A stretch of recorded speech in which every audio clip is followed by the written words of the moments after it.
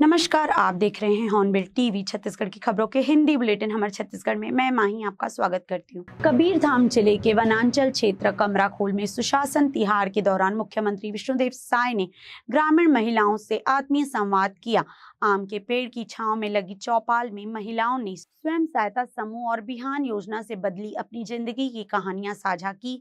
मुख्यमंत्री ने कहा कि मेहनत और आत्मविश्वास से लखपति दीदी बनी महिलाएं अब करोड़पति दीदी बनने का सपना देखें। ग्राम कुकदूर की श्रीमती कचरा तेलगाम ने बताया कि उन्होंने बिहान योजना से मिले 2 लाख रुपए के ऋण से शटरिंग व्यवसाय शुरू किया। आज उनके पास 1700 वर्ग फुट सामग्री है और वे 22 से अधिक मकानों के निर्माण में सहयोग कर चुकी हैं। इस काम से उन्हें हर साल 2.5 से 3 लाख रुपए तक की आय हो रही है। मुख्यमंत्री ने कहा कि महिलाओं की आर्थिक मजबूती से परिवार और समाज दोनों मजबूत होते हैं। बिलासपुर एक बार फिर गंभीर आरोपों के घेरे में है। बड़े बड़े इलाज के दावों के बीच रतनपुर क्षेत्र से एक दिल दहला देने वाली घटना सामने आई है, जिसने पूरे इलाके को गम और आक्रोश में डुबो दिया है। बताया जा रहा है कि पेंड्रोवर निवासी आदिवासी युवक महेश सिंह की पत्नी को डिलीवरी के लिए रतनपुर सामुदायिक स्वास्थ्य केंद्र में भर्ती कराया गया था, जहां शनिवार शाम सुरक्षित प्रसव हुआ। इसी दौरान महेश सिंह अस्पताल के लिए सामान लेकर जा रहा था, तभी रास्ते में किसी अज्ञात वाहन ने उसे जोरदार टक्कर मार दी। गंभीर हालत में उसे सिम्स अस्पताल रेफर किया गया, जहां ऑपरेशन के दौरान उसकी मौत हो गई। परिजनों और आदिवासी समाज ने इलाज में भारी लापरवाही का आरोप लगाया है। उनका कहना है कि वरिष्ठ डॉक्टर की अनुपस्थिति में जूनियर डॉक्टर द्वारा जल्दबाजी और अनियमित तरीके से इलाज किया गया। गुस्साए परिजनों ने मुआवजा और परिवार के एक सदस्य को नौकरी देने की मांग की है। साथ ही चेतावनी दी है कि मांगे पूरी नहीं होने पर बड़ा आंदोलन किया जाएगा। अब देखना होगा कि प्रशासन इस मामले में क्या कदम उठाता है। बिल्कुल लापरवाही इसलिए है कि आप चोट को देखेंगे तो साधारण चोट है, बहुत छोटा सा चोट है, सिर्फ पैर में, अंदरूनी चोट सिर्फ पैर में था। पैर में अगर रहता तो पैर काट भी सकते थे। बड़े बड़े इलाज होते हैं और आदमी जाएगा तो जाएगा कहाँ भाई, डॉक्टर के पास जाएगा, ये तो फिर घर में ठीक कर ले। बिल्कुल इलाज में पूरी तरीके से लापरवाही हुई है। और सिम्स कभी भी ऐसे कई शिकायतें आते रहते हैं और गरीब जनता जाए तो जाए कहाँ भाई, ट्रीटमेंट के लिए तो वहाँ जाते ही है ना वो। अब ऐसे जगह में अगर संवेदना ना हो और सिर्फ लापरवाही में इलाज करें तो ये गंभीर मुद्दा है। प्रशासन को हम चेताना चाहते हैं कि ये छोटा मोटा मुद्दा नहीं है, हम इसके लिए आगे भी बड़ी कार्रवाई करेंगे और अगर इस पर हमको न्याय नहीं मिलता है तो।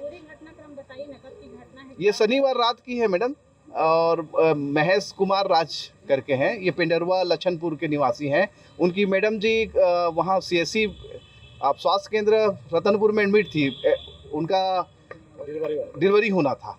अब उसी के लिए गर्म पानी घर से लेके जा रहा था, रास्ते में किसी अज्ञात वाहन के ठोकर में सिर्फ उसके पैर में चोट लगा। उसने खुद फ़ोन किया और खुद 112 बुलवा के सिम्स पहुंचा और वहां के बाद उसने परिवार को भी बुलाया और परिवार वाले जब पहुंचे हैं उसके बाद उसको उठा के बोले कि पैर का देखना पड़ेगा, एक्सरे से किए, वो सब कुछ नहीं दिखाया गया है परिवार को। और फिर उसको ऑपरेशन थिएटर ले गया रात को 1 बजे, और उसके बाद तब तक वो सबसे बात कर रहा था, बढ़िया था उसी दिन, और रात में 1 बजे के लगभग ऑपरेशन के थिएटर में ले गए हैं। उसके बाद उसको होश नहीं आया। क्या चाह रहा है? हम इसमें चाहते हैं कि डॉक्टरों की टीम बने और इस पे निष्पक्ष रूप से इसकी जांच की जाए कि वाकई में क्या मामला है। नहीं, क्योंकि जिस तरीके से चोट दिख रहा है, बड़े बड़े चोट को ठीक करते थे, दावा करता है ये सिम्स प्रबंधन, फिर ऐसे जगह में क्यों लापरवाही करता है भाई? ठीक है जी, दे रहे हैं, बिल्कुल दे रहे हैं। हम शिकायत करेंगे इस चीज़ों को लेकर और ऊपर तक की करेंगे। नहीं होता है तो हम फिर अपने सामाजिक मुद्दे को फिर लड़ने के लिए तैयार हैं।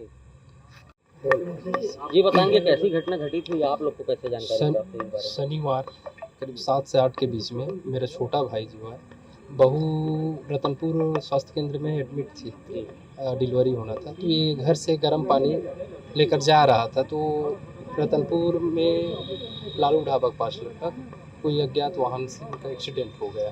फिर वहाँ से रतनपुर स्वास्थ्य केंद्र लेकर गए, वहाँ से सिम्स रेफर करे। तो यहाँ आए तो डॉक्टर लोग पूछे कि कहाँ को कैसे जानकारी प्राप्त हुई? वो खुद स्वयं फ़ोन किए घर में कि मेरा एक्सीडेंट हो गया।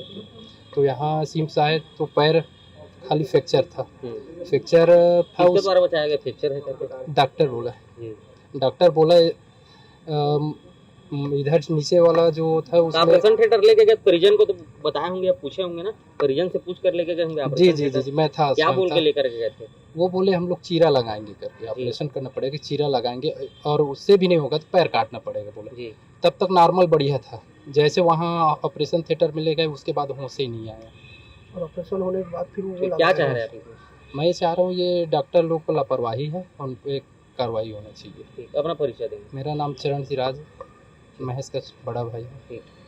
ये जो हमारे आदिवासी युवक भाई है जिसका नाम महेश सिंह राज, पिता धन सिंह राज, ग्राम लछनपुर पंचायत पेंडरवा रतनपुर का, ये मामला शनिवार विगत 7-8 बजे की घटना है, जिसमें भाई आदिवासी युवक को चोट पहुंच गया था।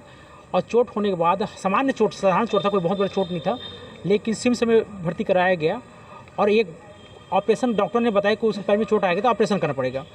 अब किसी भी ऑपरेशन थिएटर में मैं पूर्ण रूप से उनके ऊपर दोष लगा रहा हूँ कि अब पूर्ण रूप से लापरवाही कैसी हुई है।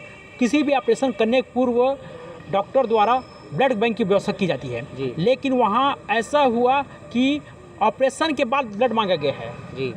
ये पूर्ण रूप से लापरवाही उजागर होती है, क्योंकि ये हमारी ये बातें और 5 ब्लड, एक ब्लड नहीं 5 ब्लड, अगर कोई भी 5 यूनिट ब्लड, 5 यूनिट ब्लड, ये सामान्य बात नहीं है।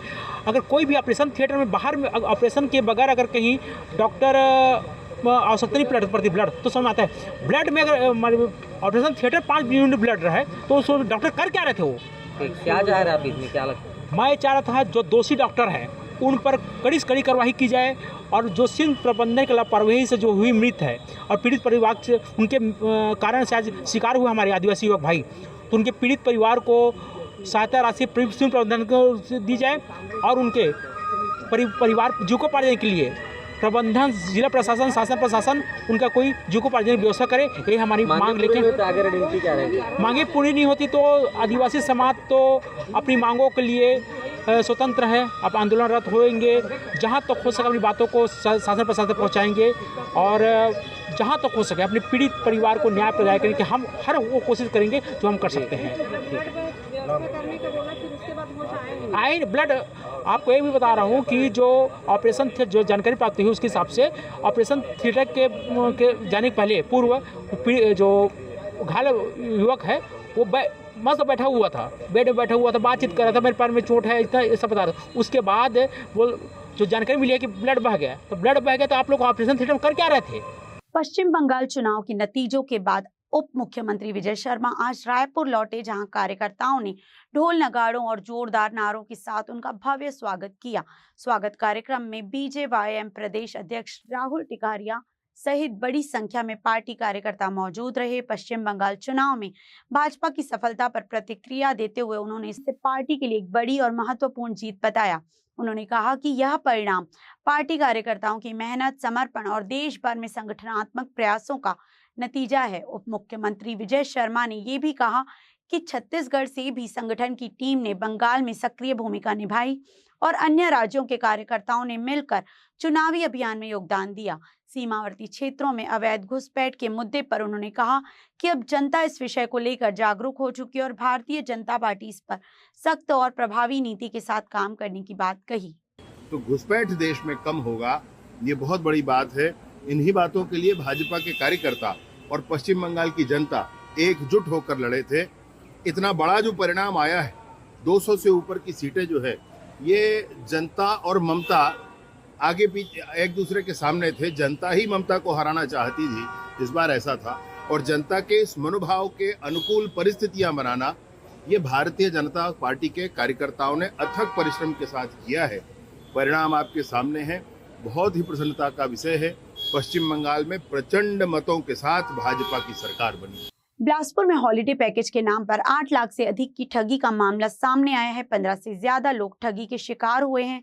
शहर के मॉल में टूर एंड ट्रेवल्स का फर्जी ऑफिस खोलकर ठगों ने लोगों को ठगी का शिकार बनाया है। पीड़ित की शिकायत पर पुलिस ने फरार संचालक समेत अन्य के खिलाफ एफआईआर दर्ज कर जांच में जुट गई है। मामला सिविल लाइन थाना क्षेत्र का है, जहां प्रार्थी अमित गुप्ता सहित 15 से अधिक लोगों ने थाने में शिकायत की है और बताया है कि शहर के एक मॉल में Club Bryant Hospitality Private Limited company के नाम से टूर एंड ट्रेवल्स का फर्जी ऑफिस खोला गया था, जहां संचालक नागेश बाला बाला साहेब साखरे सहित उसके साथियों ने उन्हें व अन्य लोगों को कूपन गिफ्ट में हॉलिडे पैकेज का झांसा दिया। इस दौरान 15 से ज्यादा लोगों ने करीब 8 लाख रुपए ले लिए, लेकिन बहुत समय तक न तो कंपनी ने टूर कराया न पैसा वापस दिया। बाद में कंपनी के सभी नंबर बंद आने लगे, ऑफिस बंद कर सभी फरार हो गए। ठगी का एहसास होने पर पीड़ितों ने मामले की लिखित शिकायत सिविल लाइन थाने में दर्ज कराई। ठग कैसे लोगों को कॉल कर अपना शिकार बनाते थे, इस ऑडियो क्लिप के जरिए समझ सकते हैं। Hello ji, good afternoon sir. Good afternoon sir, मैं संजना बात कर रही हूँ मैग्नेटो मॉल के 4th फ्लोर से। जी जी बताइए। सर, आप last time Pantaloons Soma smart channel shopping के लिए आए हुए थे। जी जी सर, मॉल के रेगुलर कस्टमर के लिए कुछ बेनिफिट्स मिले हुए हैं। तो प्रमोशन डेज में ना 15 फैमिली को सिलेक्ट किया गया है, जिसमें ना आपका नाम 7 नंबर पर आया है। Many congratulation sir.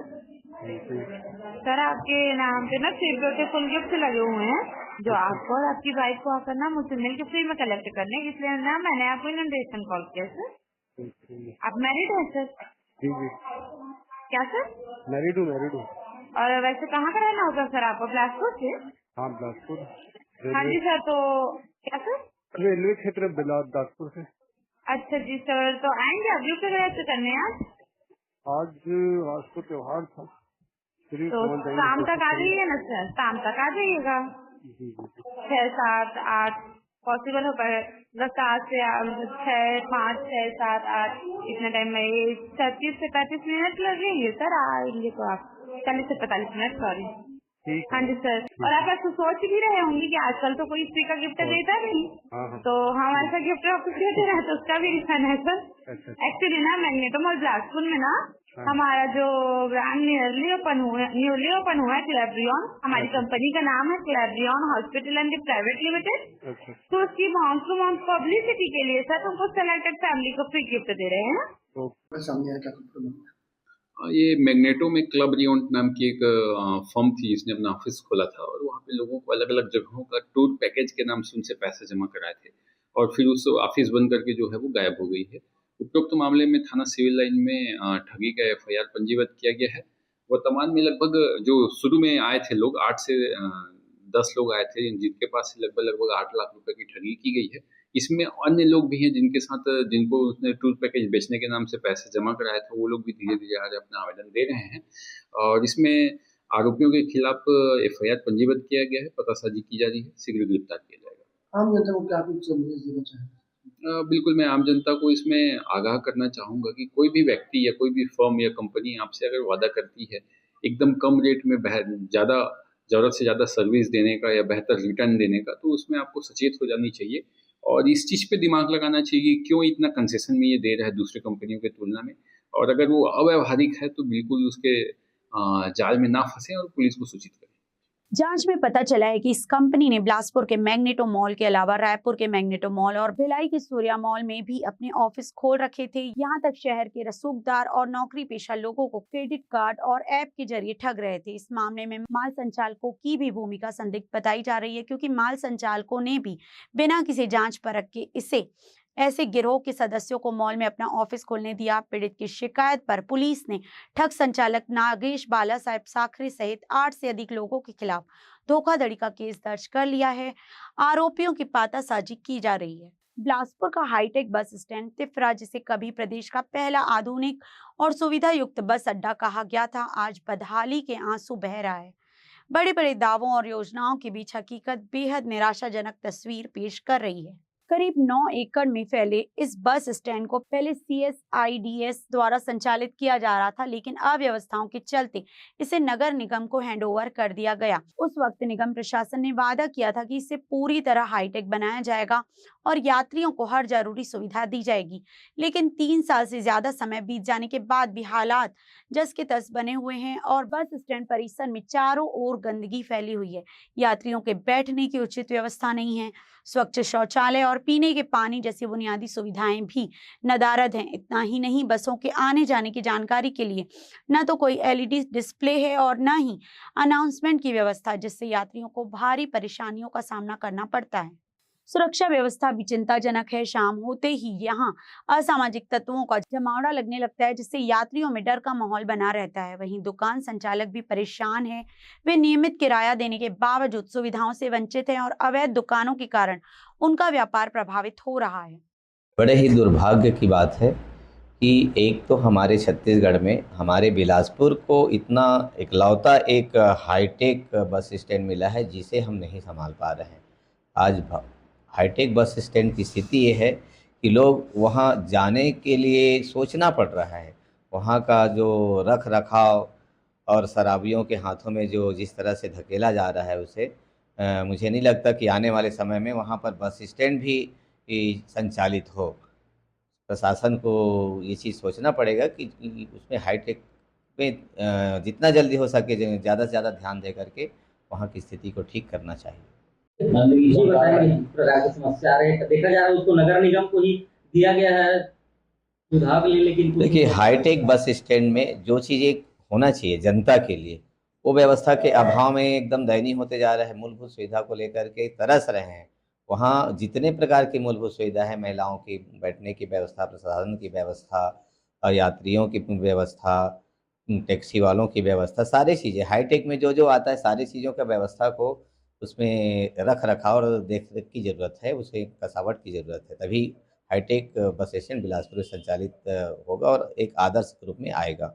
ये सामाजिक तत्वों को भी डरा देखा जाता है और पार्किंग अवैध वसूली जैसे की शिकायतें आ रही हैं। उसका कारण वही है क्योंकि वहाँ पे रख रखाव नहीं हो पा रहा है। पुलिस प्रशासन या अन्य तरह की नगर निगम या हमारे भाजपा सरकार के द्वारा वहाँ पर ध्यान नहीं दिया जा रहा है।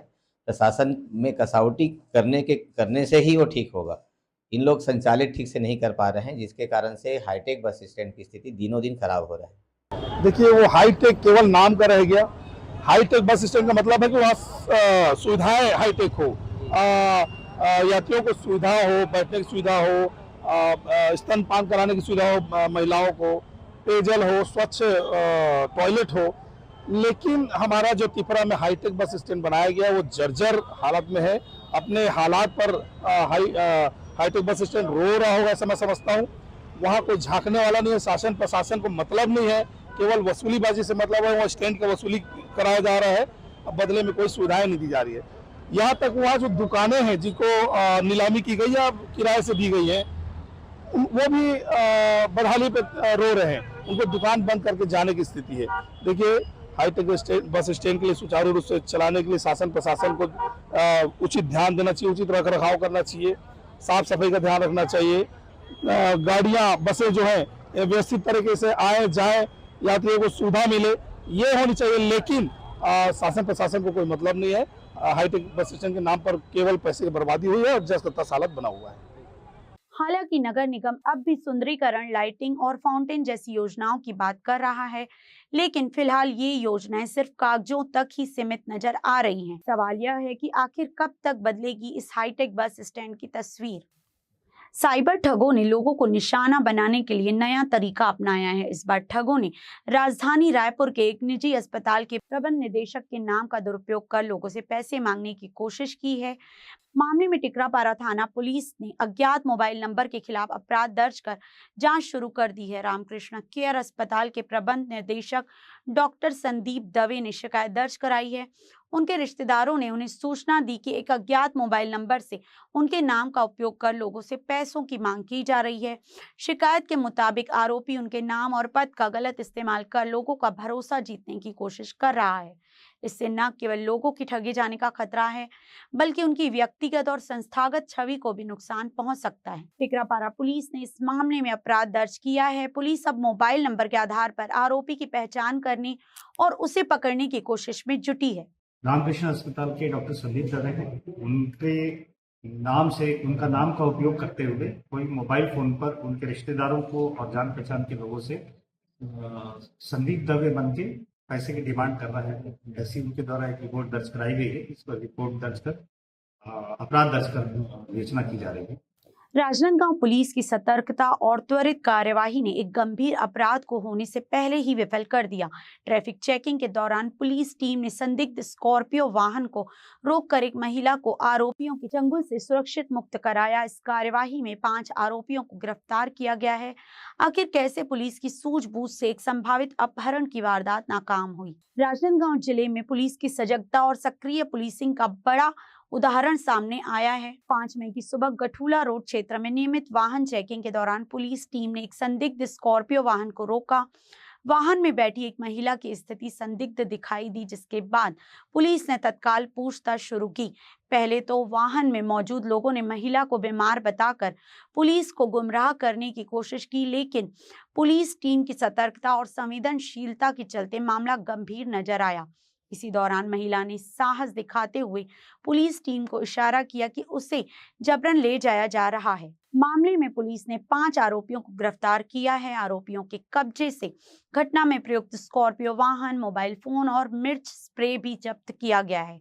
पुलिस ने आरोपियों के खिलाफ भारतीय न्याय संहिता की विभिन्न धाराओं के तहत मामला दर्ज कर न्यायिक रिमांड पर जेल भेज दिया है। जिस प्रकार से 5 मई को आप सभी को ज्ञात है कि माननीय पुलवासन दीदी के अपहरण का प्रयास बेगूसराय के कुछ लोगों के द्वारा किया गया था, जिसे राजनांदगांव पुलिस की सतर्कता और सजगता के साथ उसे विफल किया गया है। घटना को अंजाम देने से पूर्व ही घटना को जो है विफल कर दिया गया। तो इस संबंध में बताना चाहेंगे कि कुछ महिलाओं के द्वारा उनके घर जाकर के सेल्फी लेने की बात पर, जो कि उनकी पूर्व में परिचित थी, उनके द्वारा स्कॉर्पियो में बिठा करके उनके अपहरण का प्रयास किया गया।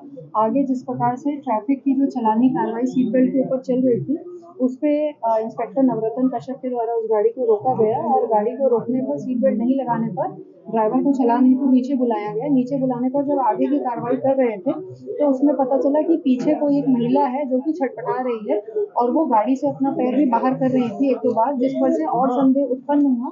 और उस पर जब सामने जाकर के चेकिंग की गई और सभी लोगों को उतारा गया तो उनके द्वारा बताया गया कि कोई उनकी बहन है जिसे मिर्गी का दौरा आ रहा है और उन्हें अस्पताल लेके जाया जा रहा है। और उस पर से जब उन्हें विश्वास नहीं हुआ, इस बात पर थोड़ा शक हुआ, तो सभी लोगों को नीचे उतार के देखा गया। उसमें फुलवासन दीदी जो थी वो भी उसमें दिखी, पद्मश्री फुलवासन जी। और उसके बाद ट्रैफिक को थोड़ा सा शंका हुई और फिर उन्हें चिखली चौकी ले जाकर के प्रारंभिक पूछताछ की गई, जिसके बाद सुकुल दयान में उन पर एक अपराध कायम किया गया, जिसमें क्रिमिनल कॉन्स्पिरेसी और किडनैपिंग की धाराएं लगाई गई हैं। इस पूरे प्रकरण में जो पुलिसकर्मी सहयोगी रहे हैं, जिनकी वजह से पूरा प्रकरण विफल हुआ है और उनकी चालानी कार्रवाई का जो एनसीपी हमारे डीजीपी महोदय के दिशा निर्देश पर विजुअल पुलिसिंग के तहत लगाया जाता है, उसमें उनके नाम इंस्पेक्टर नवरत्न कश्यप, कांस्टेबल कपिल श्रीवास्तव, कांस्टेबल सुखदेव साहू, जिनकी वजह से पूरा प्रकरण जो है उजागर हुआ और बड़ी घटना होने से पूर्व ही इसे बचा लिया गया। और इस प्रकरण में हमारे द्वारा सभी कर्मियों को इनाम दिया गया है। साथ ही आईजी महोदय के द्वारा भी इनाम की घोषणा की गई है। साथ ही जिस प्रकार से सीएम साहब और स्पीकर से की समय के लिए सुरक्षा दी गई है। पूछताछ की गई है, उसके हिसाब से किडनैपिंग के पीछे कारण क्या सामने आया? उनमें बस यही कारण अभी तक सामने आया है कि वो कुछ समूह की महिला को अपने पास भी बनाना चाहती थी और उनसे कुछ समूह की महिला लेना चाहती थी ताकि वो अपने समूह का विस्तार कर सके और उसको नाम थोड़ा अपना ब्रांड नेम जिस प्रकार से फुलवासन जी का नाम है वैसा ही बनने की उसकी एक आरोपियों का आपस में कोई संबंध या फिर पुराना क्राइम रिकॉर्ड? किसी का कोई पुराना क्राइम रिकॉर्ड नहीं है, परंतु आपस में क्योंकि वो एक दूसरे के साथ कार्य करते थे तो इतना ही उनके बीच में संबंध। चेक पॉइंट भी बहुत बड़ा कारण जी, चेक पॉइंट भी बहुत बड़ा कारण जी। हाँ, आप बिल्कुल ही ठीक कहा आपने कि जिस प्रकार से जो चेक पोस्ट लगा था बहुत ही पॉजिटिव ग्रुप उसका सामने आया है। अक्सर पुलिस की इस बात को लेकर के आलोचना होती है, परंतु आज उसी को ही सारी बातों को खंडन करते हुए इतनी बड़ी घटना जो कि हमारे प्रदेश और देश के लिए एक सम्मान का विषय था, उसे छत्तीसगढ़ पुलिस और राजनांदगांव पुलिस के द्वारा विफल किया गया। तो वो कहीं ना कहीं जो चेक पोस्ट जिसकी वजह से पुलिस हमेशा टारगेट में रहती है उसी की वजह से हो पाया। केक और दुल्हन बनाने की बात आ रही है जी, इस प्रकार का कुछ उनके द्वारा बोला गया था, केक काटना, दुल्हन बनाना। तो वो जो था वो बातें उनको डराने धमकाने के लिए, गाड़ी में थोड़ा डिमोरलाइज करने के लिए उस महिला के द्वारा कही जा रही थी। आज के बुलेटिन में बस इतना ही। मुझे दीजिए इजाजत। देखते रहिए हॉर्नबिल टीवी।